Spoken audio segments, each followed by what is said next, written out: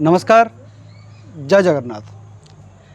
तेबे सरी सरी जाउची 2023 बा 23 अंक एपटे आउ किछि दिन परे आरंभ होगा जाउची 2024 बा 24 अंक। तेबे वर्तमान चली राजांकर 67 अंक। आपण मैंने देखिले 2023 नाही नथिला भली खबर आम कान बाजिला, नाही नथिला भली वित्पात जोड़ा मालिकार लेखा अच्छी सेटा मध्य आम देखा पाइलु। तेबे आसंता 24 रे कौन कौन सब घटो से विषय आज आलोचना सीधा साल देखु कैमेरा फ्रेम रे आम सहित जोड़ी ब अक्षर मालिका भक्त सबुप्रिय बाबुली बाबा। बाबा आप स्वागत करुच्ची।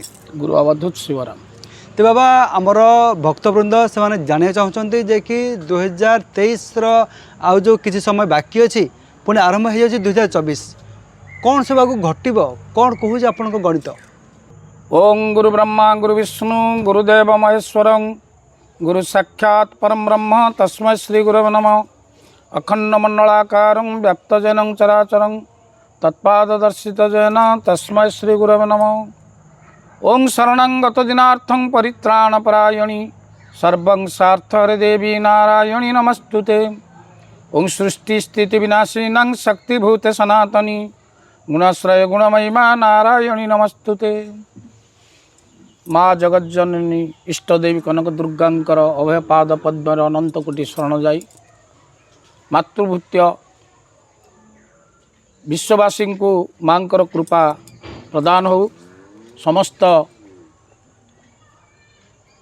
जनसमाज जीव समाज समस्तंकर विश्वर मंगल हो। सत्यबाबू आज आपण प्रश्न कले 2023 सरुची 2024 आरंभ होची। दिव्यसिंह ठाकुर राजांकर 67 अंक आमर अच्युतानंद महापुरुष मालिकारे जहाँ कहिसेंती पंचसखा माने जे जो बाहर ठार गार कही जाइछंती ओडिशा तथा भारतवर्षर मध्य तार बहुत गवेषणा चली। ओडिशा रे साधारणतः जेहेतु से जन्म नहीं आम ओडिया मानकर से होउछंती इष्ट तांको बाबत बहुत भक्त मध्य पाठ करुछंती रिसर्च करुछंती एवं अनुध्यान करुछंती। ए अनुध्यानर पर्याप्त रे जेतिकी वाक्य जनसमाज को से वितरण करुछंती आमे तो एमती मना करि परिबा नै जे जनसमाज ता ग्रहण करूनी। जोटाक 10% थिला आमे अनुभव कर देखुचु ताहा आसिकी वर्तमान 70% रे पहुँचलानी। आमर यूट्यूब चैनल को आसिले सर्वप्रथम आग यूट्यूब खोलिले तार स्टार्टिंग रु सत्यभंज चैनल रो एपिसोड निश्चित थिबो।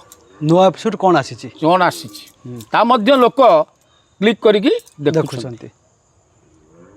आमे मध्य बहुत जगह रे अटको केतले केमती बाहर को गले सबू यही चैनल चलची। तेणु मूलरू मु मध्य आश्रम रे तुम कहितली एमिति गोटे समय आसीओ पुत्र तुमे दिने राति रे प्रभु को पाखु पळेब। मोर प्रत्येक कथा मने थाए। से समय अल्प दिन बाकी अच्छी सेटा हुए तो यही 2024 अंक आश्विन मास शेष पर आज खोलिली तुमको निर्देश हो। अच्छा सेटा कहीं जानवे नहीं सेठी प्रभु तुमको दर्शन देवे कहीं ना तार गोटे कथा अच्छी तार गोटे मान्य अच्छी। जड़े जदि जनक पाखरे मूल लगे गोटे निस्वार्थपर भाव में दिने ना दिने से मालिक जेते निष्ठुर हेले भी से तार चाकर प्रति तार भक्त प्रति तार सेवक प्रति दयाभाव ग्रहण करेंगे। आमे जदि चिंता करिबा अनंत कोटि कैबल्यनाथ जगन्नाथ परम दयालु ताले तांकर भक्त ମହାପୁରୁଷ ପରମ ପୂଜ୍ୟ ଅଚ୍ୟୁତାନନ୍ଦ କେମିତି ଦୟାଳୁ, ସେ ବି ଦୟାଳୁ। ଠିକ୍ ଠିକ୍। ସେ ଯେତେବେଳେ ଦୟାଳୁ, ସେ ଦୟା ପରିବେଷଣ କରିବା ପୂର୍ବରୁ ସେ ଭକ୍ତିକୁ ଟିକେ ପରୀକ୍ଷା କରନ୍ତି, ଇଏ କେତେ ଦୂର କଠିନତା ହେଉଛି।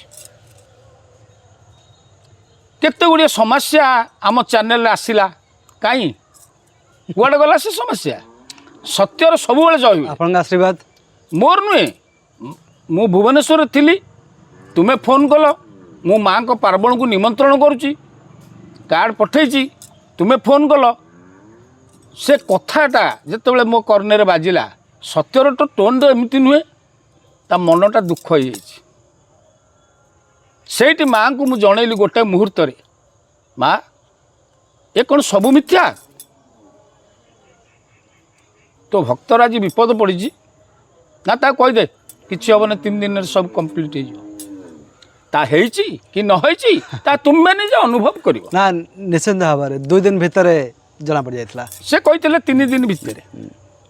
ତେଣୁ ସେଇଭଳି ସତ୍ୟଭଞ୍ଜ ମାଳିକାର ଚ୍ୟାନେଲକୁ, ମାଳିକାର କଥାକୁ ଶିକ୍ଷିତ ଠାରୁ ଅଶିକ୍ଷିତ ଲୋକଙ୍କ ପାଖରେ ପହଞ୍ଚି ପାରୁଛନ୍ତି। ତାହେଲେ ଆଗରୁ ମଧ୍ୟ କହିଛି 11 ମହାଦେବଙ୍କ ପାଖେ ତୁମକୁ ମିଡ଼ିଆ ବାଲା ବି ଅଛନ୍ତି, ସଂସ୍ଥା ବି କରିଛନ୍ତି, ୟୁଟ୍ୟୁବ୍ ଚ୍ୟାନେଲ୍ ବି କରିଛନ୍ତି। ଆକ୍ଷରିକ କଥା, ଆକ୍ଷରିକ ମାନ୍ୟତା, ଆକ୍ଷରିକର ଅର୍ଥତତ୍ତ୍ୱତା ଏଇଭଳି ଘୁରି ଘୁରି ଗୋଟିଏ ଈଶ୍ୱର ଭକ୍ତ ପାଗଳ ଭଳିଆ ଏ ବାବାଜୀ, ସେ ମଠ, ସେ ନଈ, ସେ ପାହାଡ଼, ସେ ଗୁମ୍ଫା, ଆକୁ ସେ ବୁଲଉଛନ୍ତି। କିଏ? ନା ପ୍ରଭୁ ଅଚ୍ୟୁତାନନ୍ଦ ମହାପୁରୁଷ। ୟାର ଗୋଟେ ବିରାଟ ତତ୍ତ୍ୱ ଅଛି। ତତ୍ତ୍ୱ ପୁଣି କ'ଣ? ତତ୍ତ୍ୱ ଏଇଆ ଯେ, ସୁନ୍ଦର ପ୍ରଶ୍ନଟିଏ କଲ ପୁତ୍ର, ଯେ ମତେ କରଇ ଆସ, ମୁଁ ତାର କରେ ସର୍ବନାଶ। ସର୍ବନାଶରେ ଯାର ଆସ, ମୁଁ ତାର ଦାସର ଦାସ। ତୁମର ସର୍ବନାଶ ହେଉଛି। କ'ଣ ସର୍ବନାଶ ହେଉଛି? ଆମେ ବି ଅନୁଭବ କରି ଦେଖିଛୁ।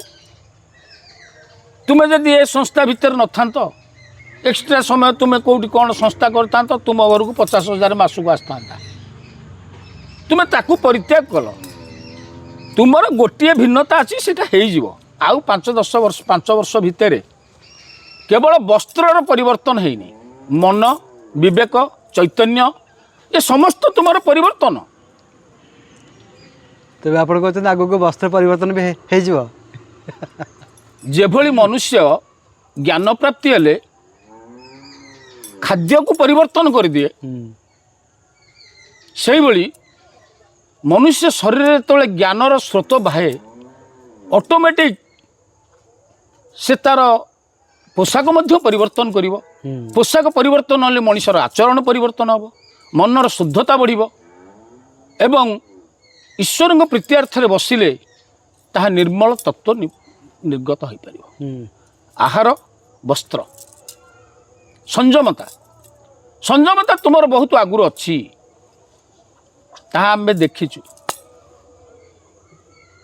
ତେଣୁ ତୁମେ ଗୋଟିଏ ଅଦ୍ଭୁତ। କିଏ କହୁ ଓଡ଼ିଶାରେ, ମୁଁ ତାକୁ ଖଣ୍ଡନ କରିବି। ସେ କହିବ କ'ଣ ଅଦ୍ଭୁତ, କ'ଣ ସ୍ୱତନ୍ତ୍ରତା ସତ୍ୟଭଞ୍ଜ ଉପରେ? ଆମେ ବୁଝେଇବୁ ଯାହା ଆମେ ଜାଣିଛୁ, ଯାହା ଆମର ଯୋଗମାୟା ପରିବେଷଣ କରିଛନ୍ତି, ଆମକୁ ଯାହା ଜଣେଇଛନ୍ତି, ବ୍ରହ୍ମାଣ୍ଡ ଭୂଗୋଳରୁ ଯାହା ଉଦ୍ଧୃତ ହେଇଛି, ତାହା ହିଁ ସତ୍ୟ। ମାନେ ବାବା, ଆମେ ତ ଆମର ନିଜର ଆଡ଼ଭର୍ଟାଇଜ୍ କଦାପି କରିବାକୁ କେବେ ହେଲେ ଆମେ ଚାହିଁନୁ। କି ଆମର ଗୋଟିଏ ଇଚ୍ଛା, ସେଇ ମହାପୁରୁଷଙ୍କର ବାଣୀ କେମିତି, ମହତ ବାଣୀ କେମିତି ଜନସମାଜରେ ପହଞ୍ଚି ଯାଉ, ଭକ୍ତମାନଙ୍କ ପାଖରେ ପହଞ୍ଚି ଯାଉ। ପହଞ୍ଚୁଛି ନା ପୁତ୍ର? ହଁ, ଏହା ସତ୍ୟତା ସାକାର ହେଇଛି। ହଁ। ଆଉ 2024 ଅକ୍ଟୋବର ଶେଷ ପର୍ଯ୍ୟନ୍ତ, ନଭେମ୍ବର ଅଧ ଭିତରେ ଆମର ଯେଉଁ ଅଭିଳାଷ ଅଛି ତାହା ପୂର୍ଣ୍ଣତା ହେବ। ଆଚ୍ଛା। ଆମେ ଯେଉଁ ଧାବମାନ ହେଉଛେ, ଆମେ ଯାହାକୁ ସବୁ ଖୋଜି ଚାଲିଛେ, ଏ ସମସ୍ତର ଏକତ୍ରୀକରଣ ହେବ। ଆଚ୍ଛା, ଏମିତି ଗୋଟେ ପ୍ଲାନିଂ ଚାଲିଛି। ପ୍ଲାନିଂ ନୁହଁ, ଅର୍ଡ଼ର। ଆଚ୍ଛା, ମାଆଙ୍କର ଅର୍ଡ଼ର ଆସିଗଲାଣି। ଏ 8 ଦିନ ତଳେ ମା ଶାରଳାଙ୍କ ପାଖରୁ ଅର୍ଡ଼ର ଆସିଛି ଯେ 2024ରେ ଶୁଭାନନ୍ଦ ସରସ୍ୱତୀ ମହାରାଜ ଓରଫ ବାବୁଲି ବାବା କିଛି ଭକ୍ତମାନଙ୍କୁ ନେଇ ସାଧୁମାନଙ୍କୁ ନେଇ ଗୋଟେ ଯଜ୍ଞ ଅନୁଷ୍ଠାନ କରିବେ। ଆଚ୍ଛା। ଏ କଥା ମନ୍ଦିରରୁ ପରିବେଷଣ ହେଲା। ମୋ ବିଶ୍ରାମ ଗୃହରେ ଭକ୍ତ ବସିଥିଲେ, ମୁଁ ଶୁଣିଲି, ମୋ ଆଖିରୁ ଠକ୍ ଠକ୍ ଲୁହ ବୋହିଲା। ମୁଁ କହିଲି ମୁଁ ତ ଗରିବ ବାବାଜୀ, ମୋ ପାଖରେ ତ କିଛି ନାହିଁ, ଏ ଯଜ୍ଞ କେଉଁଠି ଏତେ କରିବି? ସାଙ୍ଗେ ସାଙ୍ଗେ ସେ ଭାଇନା କହୁଛନ୍ତି ଅର୍ଥର ଅଭାବ ହେବ ନାହିଁ, ଭକ୍ତ ପହଞ୍ଚିବେ। ତେଣୁ ମାଘରୁ ବୈଶାଖ, ତେଣୁ ମୁଁ ତୁମକୁ ଗୋଟେ ଟାର୍ଗେଟ୍ ଦେଲି, ଯେଉଁଟାକ 24ର ଟାର୍ଗେଟ୍ଟାକୁ ଗୋଟେ ମହତ ଟାର୍ଗେଟ୍, ଗୋଟିଏ ବିଶ୍ୱ ଶାନ୍ତି ମହାଯଜ୍ଞ ମାଙ୍କ ପାଖରେ କରାଯିବ। ଆଚ୍ଛା ଆଚ୍ଛା। ଏବଂ ଏ କଥା ମଧ୍ୟ ଶୁଣିଲା ପରେ ସେଇଦିନ ରାତ୍ରରେ ମୁଁ ବିଶ୍ରାମ କରିଛି। ମା କହୁଛନ୍ତି ସତ୍ୟକୁ ସାଙ୍ଗରେ ରଖିବୁ, ସେ ଅଭିଜିତ କି ସାଙ୍ଗରେ ରଖିବୁ, ଯେଉଁ ପିଲାଙ୍କ ନାଁ କହିଲେ। ମୁଁ କହିଲି ମା ଆପଣ ଇଚ୍ଛା କଲେ ସେ ଯିବେ। ମାଙ୍କ ସହିତ ମୋର ବାର୍ତ୍ତା ଚାଲିଲା। ତେଣୁ ପୁତ୍ର 2024-23ଠୁ ଆହୁରି ସାଂଘାତିକ। 2024 ହେଉଛି 23 ଠାରୁ ଆହୁରି ସାଂଘାତିକ। ନାଇଁ ଦେଖନ୍ତୁ, ମାନେ 2023ରେ ଆମେ ଦେଖିଲେ ନାନା ପ୍ରକାର ପ୍ରାକୃତିକ ବିପର୍ଯ୍ୟୟ ଆମେ ଦେଖିଲେ। କେଉଁଠି ସୁନାମି, କେଉଁଠି ଭୂମିକମ୍ପ, କେଉଁଠି ମହାମାରୀ, କେଉଁଠି ବଡ଼ ବନ୍ୟା, ଏସବୁ ଆମେ ଦେଖିଲେ। କେଉଁଠି ରେଳ ଦୁର୍ଘଟଣା, କେଉଁଠି ଅନେକ ରେଳ ଦୁର୍ଘଟଣା ହେଇଛି, ଅକାଳ ମୃତ୍ୟୁ ମଧ୍ୟ ଘଟିଛି। କୁହା ହେଇଥିଲା ନା, ହଁ, ମାଙ୍କ ପୀଠରେ କୁହା ହେଇଥିଲା ଯେ ସତ୍ୟଭଞ୍ଜ ନିକଟ ଭବିଷ୍ୟତରେ ମା ଅର୍ଡ଼ର ଦେଉଛନ୍ତି ଗୋଟେ ବିରାଟ ଦୁର୍ଘଟଣା ହେବ। ହଁ, ସେଟା କହିଥିଲେ ଆପଣ। ତାହା ସାକାର ହେଇଛି, ଭିଡ଼ିଓ ମଧ୍ୟ ଅଛି, ଦର୍ଶକ ବନ୍ଧୁମାନେ ଚାହିଁଲେ ଦେଖିପାରିବେ। କଥା ଦ୍ୱିତୀୟ କଥା ହେଉଛି ସତ୍ୟଭଞ୍ଜ ମା ହିଙ୍ଗୁଳାଙ୍କ ପୀଠରେ ଗୋଟିଏ ବିରାଟ ବଡ଼ ବ୍ୟତିକ୍ରମ ହେବ। ହଁ, ସେଟା ମଧ୍ୟ ହେଇଥିଲା। ଆମେ କହୁନୁ ତାର କ'ଣ ବୃକ୍ଷ ଜଳି ଯାଇଥିଲା, ଏମିତି ଲିମ୍ବ ଗଛରେ ସ୍ୱତନ୍ତ୍ର ଅଗ୍ନି ସଂଯୋଗ ହେଇଛି, ହେଲା, ସେ ଜଳିଗଲେ। ଏଇ ଯେଉଁ କଥା ଗୁଡ଼ାକ ରହିଛି 2027 ଅଙ୍କ ଯେଉଁ ରହୁଛି ଠାକୁରଙ୍କର ଅଚ୍ୟୁତାନନ୍ଦ ମହାପୁରୁଷଙ୍କର, 24 ଟପିଲେ 25, 26 ହେଲେ 27 ହେବ ନା। ତାହେଲେ ଏ ଯେଉଁ ମାନେ କଳିର କଳୁଂଶଟା ଧୀରେ ଧୀରେ କ୍ଷୟ ହେଲେ ପରିଷ୍କାର ହେବ ନା। ତାହେଲେ 24ରେ ହେବନି କେମିତି?